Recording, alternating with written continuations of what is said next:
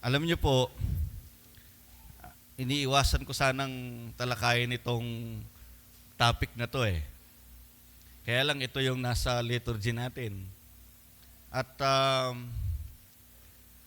sabi nga, ang role namin as preachers, kung ano yung nakaatang sa atin ay kailangan nating ipahayag. What is written in the Bible? Sino sa inyo ang may pautang? Sino sa inyo ang maraming utang? Yeah. Sama ako doon. Sino sa inyo ang nakakabayad naman at hindi kayang magbayad? Yan. Mahilig sa condole. Ang paboritong gulay, yung condole. Pag pinag-usapan ng utang, nako, may lumulubog sa upuan. At magaling magtago. Yan. Ayoko sanang pag-usapan yung utang dahil I am one of them. Sapagkat hindi natin maiwasan yon, kailangan din natin yon, lalo na sa mga magsasaka. Kung wala kang maloloan, wala kang puhunan. Noong unang panahon ng mga teachers, ay sila ang number one sa loan. Hanggang ngayon ba? Di ako teacher kaya hindi ko alam eh. Pero alam niyo po, hindi po dahil nangungutang ka hindi maganda yung imahe mo. That is part of our tawag nila doon ay pagbabangon ng sarili. Nakwento ni Ate Emeline kahapon sa devotion kung paano nagamit yung ganong paraan para ma-survive yung mga emergency na tinatawag natin. Kaya nga si gobyerno, sabi nung professor namin sa DRRM, si gobyerno, yan, palaging nandyan siya to help us to augment our needs. Kaso, meron naman akong kilalang membro natin sa ibang church na hanggang leeg na po yung utang, talagang nagsara na lahat, pati pintuan ng bahay sa dami ng naniningil. Which is, hindi naman natin ini-encourage. Pero itong pag-uusapan natin mga kapatid, walang kinalaman doon sa personality natin. Yung utang na binabanggit dito, ginamit lang po yung word na utang para mas madali nating maintindihan. Pero ang usapan dito, pagpapatawad. Okay? Hindi po yung utang na pinapatawad. Sabi ni Pastor Jejo Mar, ang loan ay loan. Di ba? Ang lahat ng inutang natin sa microfinance, sa bangko, merong mga karampata, mga paper yan, yung mga CICI, mga BI, ay talagang kailangan nating bayaran sa ayot sa gusto natin. Hindi po, kaya halimbawa, pag binigyan kayo ng condole, ginawa yung niluto yung sardinas yung condole, yung condolence, condolation, yung pagpapatawad, yan, condonation, okay. Hindi ako sanay mapatawad sa utang eh. So, pag binigay sa atin yon, that is a blessing. Pero hanggat maaari, ay talagang isara natin. Makiusap naman. Pwede namang sigurong makiusap, pwede namang extend, pwede namang promissory note, o kaya ibenta mo na rin yung asawa mo, gano'n. Para may bayad ka. Pero yung mga bagay na yan, mga kapatid, very serious tayo. Ako din po mismo kasi, ayaw ko din talaga ng magkautang ako.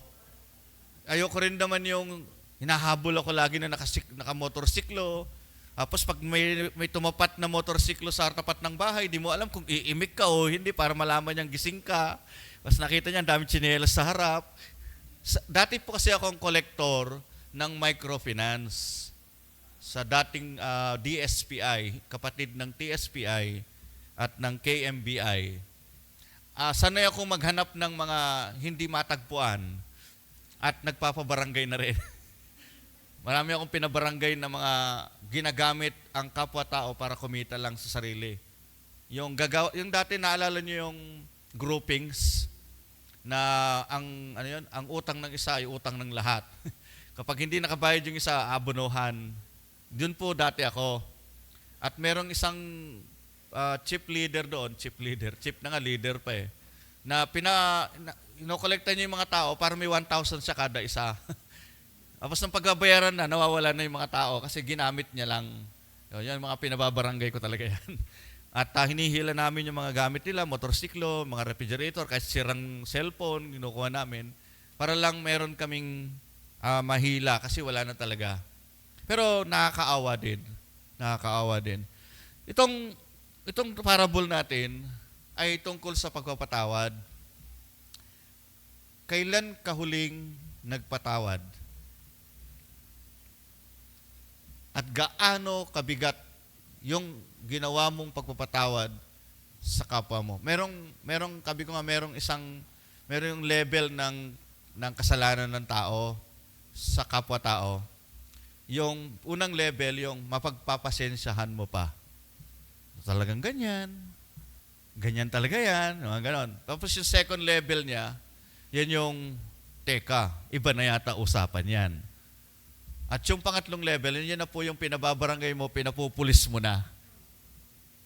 Yung pinakamabigat dyan, gusto mo nang patayin.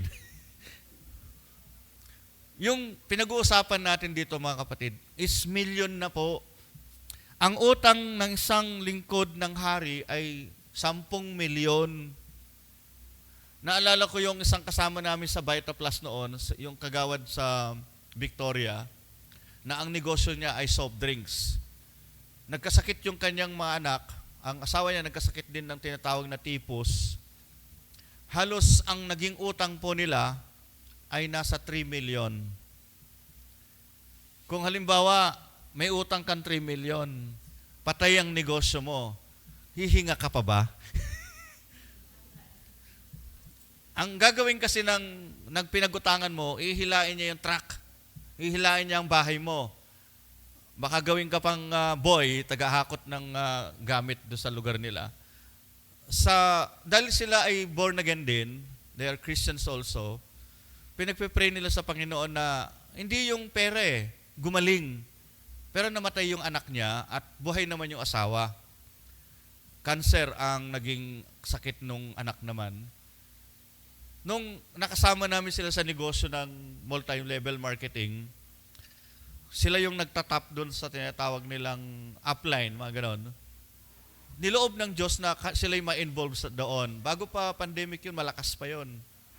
Ngayon, sa kaka-pray nila, siguro talagang marubdob yung kanilang paglilingkod din sa Diyos. Hindi sila natinag. Kahit namatay yung anak, nabuhay yung asawa, at nabayaran po nila yung 3 million. Which is, sabi nga nila, alam mo ba yung damdamin ng isang taong ang utang mo ay 3 milyon tapos wala kang ibabayad? Ano yung pakiramdam nung parang gusto mo nang katayin yung sarili mo at mawala ka na sa mundo? This is what is the parable is, na ang hirap isipin na may utang ka sa hari ng 10 million, may loan kang 10 million, tapos sisingilin ka ngayon on the spot. Kaya itong taong ito, ang sabi ng Bible, ay humingi ng kapatawaran or extension kasi papakulong na siya . Ibebenta yung kanyang mga asawa at anak, di ba? Sa kanila kasi binebenta yung tao para gawing alipin. Naawa, sabi ng Bible, naawa ang hari. Hindi naman nahawa, no? Naawa. Nagkaroon ng tinatawag na condonation and pinatawad siya. Wow, sabi nga, from 10 million to 0. Wala na. Sabi ng hari, sige, pinatawad na kita. Huwag ka na mag-alala, naaawa ako sa iyo .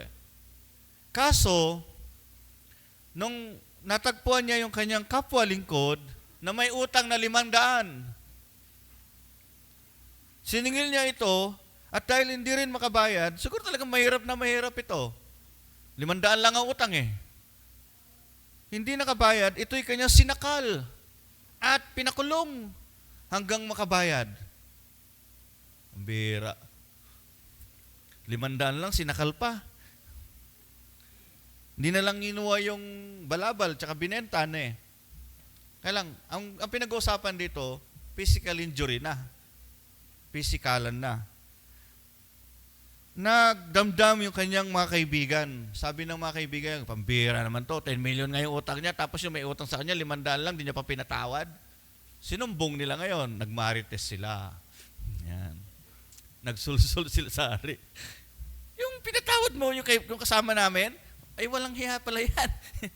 Biro mo, ang utang niya sa inyo, 10 milyon, tapos yung tao na dapat pwede naman niyang patawarin kasi napatawad niyo naman po siya. Aba, pinakulong. Pinatawag ngayon siya ng hari. Pambira ka, sabi ng hari sa kanya, nagalit talaga. Ikaw nga, milyon-milyon ng utang mo sa akin, pinatawad kita, samantalang isa, 500 lang, di mo mapatawad. So, imbis na patawarin siya ng hari, siningil pa sa kanya ngayon yun. Wala na sana siyang babayaran kung nagpakabait lang siya hanggang siya'y makabayad.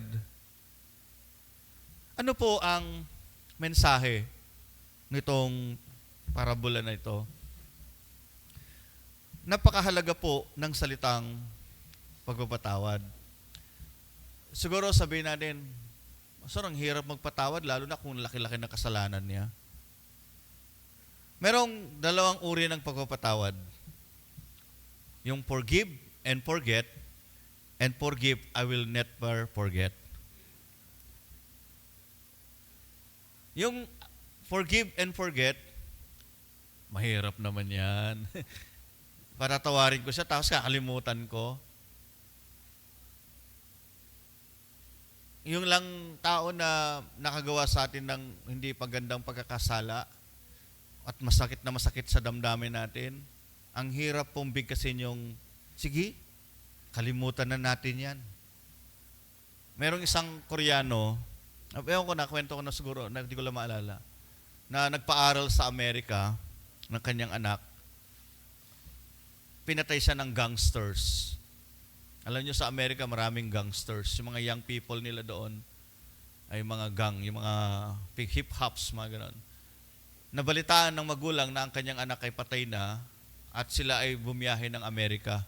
Nadakip yung mga pumatay at sa harap ng korte, tinanong ng judge, anong gusto mong gawin sa mga ito? Sabi ng Koreano, which is, they are Christians or Methodists, sabi niya, ang totoo lang, galit ako, sabi ng Koreano. Pero dahil ako ay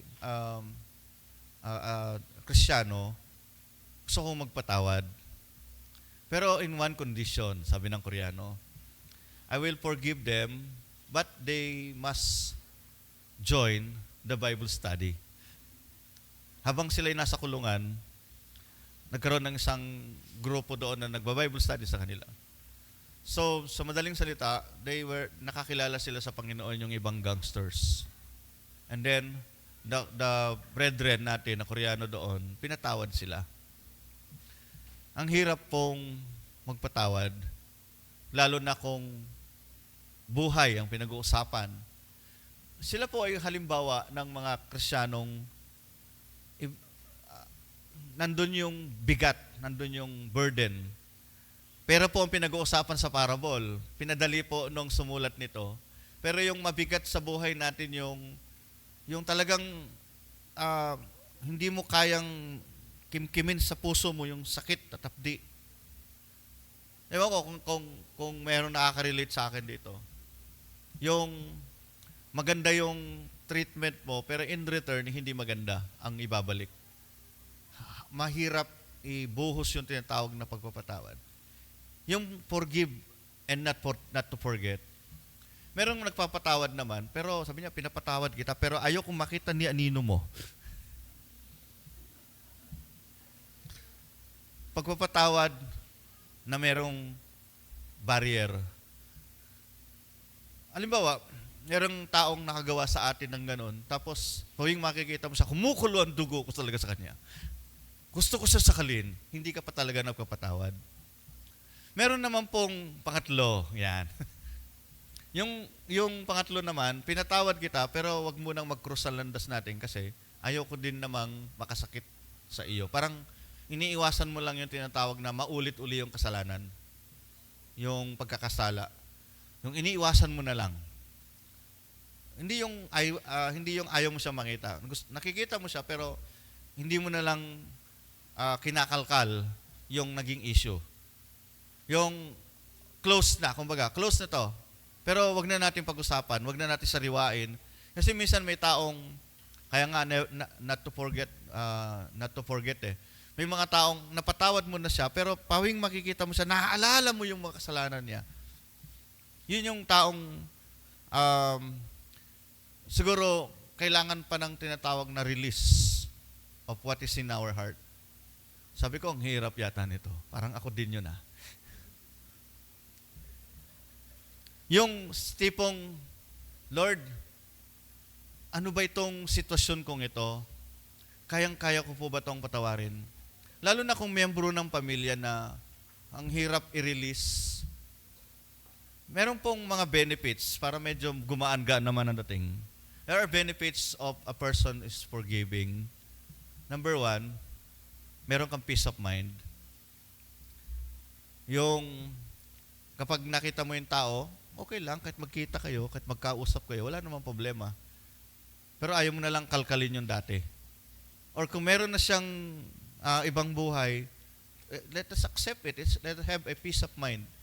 Wala ka ng guilt feeling na galit ka sa kanya, naiinis ka sa kanya. Basta, kumbaga, life must go on.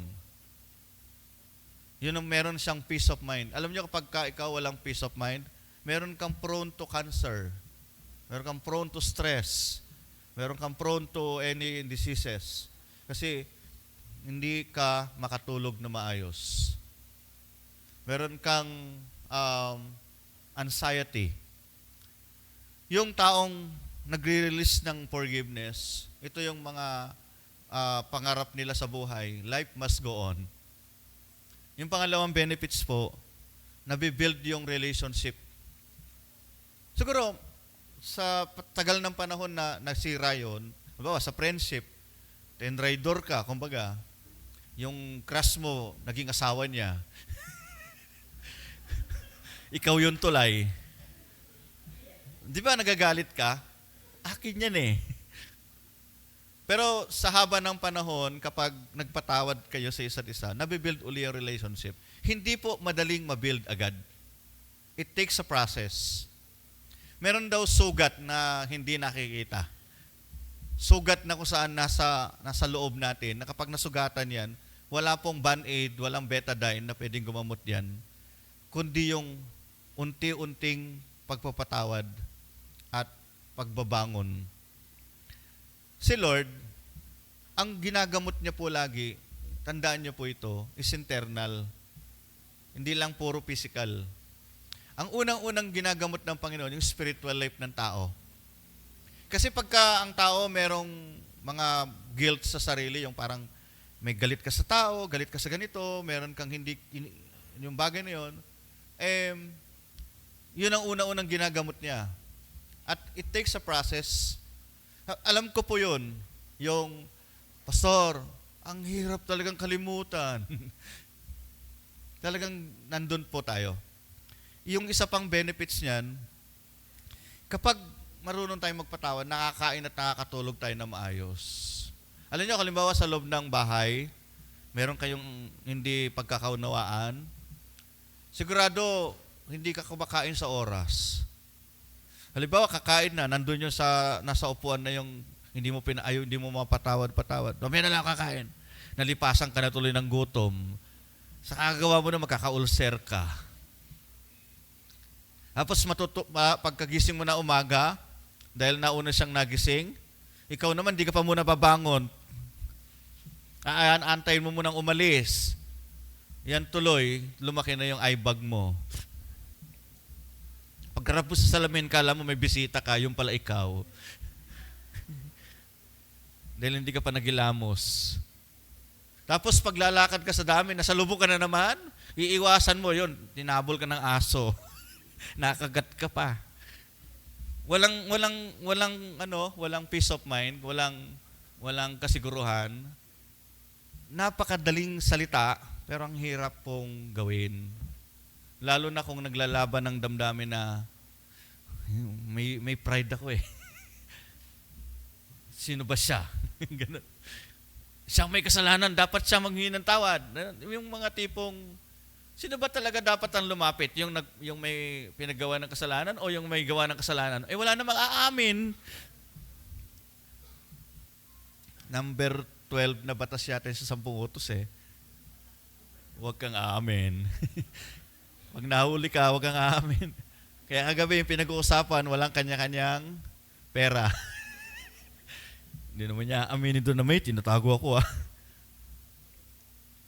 Yung tipong subukan, actually, ang dali pong sabihin yung pinapatawad kita. Ang daling sabihin na pinatawad ko na siya. Kinalimutan ko na yan. Eh paano kung paulit-ulit? Kasi pinag-uusapan dito yung tanong ni Pedro. Sabi ni Pedro, Panginoon, ilang beses ko bang papatawarin ng aking kapwa na paulit-ulit ang kanyang pagkakasala? Redundant. Sabi ni Pedro, 7 beses po ba? Siguro sa 7 beses niyang ginawa yun. Ano sagot ni Jesus? Hindi lang 7, kundi 70 ulit pa nito. 70 times 7. Alam niyo ito eh. Narinig niya na nito. Ako nga iniiwasan ko to eh. Pero sabi ng Panginoon, 70 times pa ng 7. Sabi rin, kung magaling ka sa math, 7 times 7 times 7, 0, 490. Eh, ang araw natin sa isang taon is 365. Ibig sabihin, there is allotted 1 or 2 in a day. Meron namang mga taong binibilang niya yung kasalanan mo, oy, nakakapito ka na. 483 na lang. Gawa kayo ng listahan, tapos sulat nyo. Halimbawa, ganito, nakagawa ng 3 kasalanan, o may 400, ganito pa siya. Ang pinag-uusapan po ba rito yung total na patatawarin mo siya? Baka ang gustong sabihin ng Panginoon, as much as you can, I forgive and forget. Pero yung rebuilding the relationship siguro, it takes a process. Hindi natin nature, tayo mga Pilipino, hindi natin nature, yung pagkatapos natin patawarin yung tao, i-build natin agad yung relationship. Meron talagang taong kaya niya yun. Pero majority of the Filipino, hindi niya kaya yun.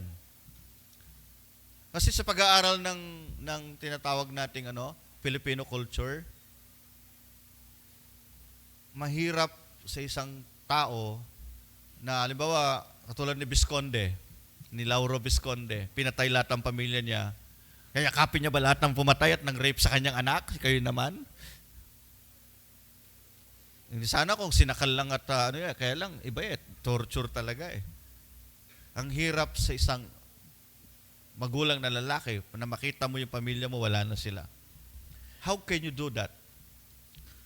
We can do that little by little. It takes a process with the help of the Holy Spirit. Ito yung tinuturo ng Panginoon. Hindi niya ito ituturo kung hindi niya tayo gagabayan. Peace sa katotohanan, sa pagiging tao lang, sa pagiging tao, napakahirap. Pero dahil tayo ay Kristiyano, dahil tayo ay mga anak ng Diyos, we have the empowerment of the Spirit. Humingi tayo ng strength. Humingi tayo ng gabay ng Panginoon. Lord, hindi ko po talaga kaya, pero gusto ko pong humingi sa inyo ng strength. Ang isang bagay na pwede nating gawin, lahat ng kasalanan noon, i-wash out na natin. Kaya, ayoko na rin sana magsalita si Ninong dito si Ninong Tadeo. Huwag na nating alalahanin yung noon. Kalimutan na natin yung history nitong church na, yung lote dito, na kung saan nandito yung kasalanan noon. Let us forget the past. Reminiscing the goodness of the past, pwede po yun. Pero yung mga kasalanan ng mga tao noon, wag na nating kalkalin pa lahat yan. Sa couples fellowship, pinag-uusapan yung, wag na nating, yung let us focus on the problem, not on the other things. Kapag ka po kayo mag-asawa, mag-aaway kayo, huwag niyo na pag-usapan yung nangyari noon. Let us forget it. Kung ano yung naging debate ninyo, doon lang kayo mag-focus. Kung nasunog yung kanin, doon lang kayo sa kanin. Kung maalat yung nilutong ulam, doon lang kayo sa maalat na ulam. Huwag nyo nang kalkalin yung kasi kaya maalat ang ulam nito, kinuha mo yung ganito. Huwag na po doon. Let us focus on what the problem. Sa church natin, lahat ng nangyari noon na hindi naging maganda, kalimutan na natin lahat yan. Kung merong sama ng loob yung membro sa kapwa-membro, magpatawaran tayo. Kung may kasalanan yung mga tao sa paligid natin, patawarin natin sila. Ngayon, kung hindi talaga kayang i-build agad yung relationship, let us take a process. Let us ask the Holy Spirit to rebuild our relationship. Ako, pinipilit kong i-rebuild yung relationship among my fellow men. Sa totoo lang, meron kaming auntie. Kukwento ko lang, wala naman siya, hindi naman siya member ng church eh. Lahat ng kamag-anak ko on my side, sa mother side, galit sa kanya. Kasi napakasawa niya yung kapatid ng nanay ko. Ayaw siyang kausap kasi talagang nakakainis sa ugali. Pero sa lahat ng kami sa magkakamag-anak, ako lang ang kumakausap sa kanya. Kasi wala akong guilt feeling sa tao eh. Kasi wala naman siya kasalanan sa akin. Siguro kung galit sila sa kanya dahil sa kanyang pagiging mahadera, pagiging dominante sa tito namin, sa lahat, ako lang ang kumakausap. Ako yung pupunta sa kanya, nagbe-bless. Kumbaga, meron talagang panahon na hindi mo na lang ginagawa yung isang bagay para maiwasan mo na lang. Para magalit yung ibang side, ganun. Para lang magkaroon ng peace. Pinipilit nating maging peaceful na tao hanggat maaari. Kaya payo ko sa mga kandidato, pagkatapos ng election, walang guilt feeling. Pagka nanalo tayo, then congratulate. Pagka hindi tayo pinalad, talagang ganun, hindi pa kalooban ng Diyos. Umabol kayong mayor, baka sakali. Ayan. Kasi pangalan nun yung Amerika? Yung presidente ng Amerika, dami niyang hinabol. Nang nagpresidente siya, nanalo siya. Di ba? Okay, so forgiveness is very difficult to do unless hindi tayo humingi ng tulong sa Diyos. Alam ko po, wala naman pong mabigat na problema dito. Hindi kayo katulad ng ibang lugar na kaya hindi lumalago yung church. Nandun sa loob mismo yung problema eh. Kaya hindi sila mabuo-buo sa loob. Kasi nandun sa loob yung pinaka-problem eh. Walang pagpapatawad sa isa't isa. Hanggang nandun yun, doon papasok si Satan para i-divide yung church.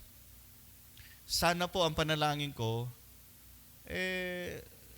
walang maging problema sa atin. Walang maging daan para we cannot forgive our fellow members.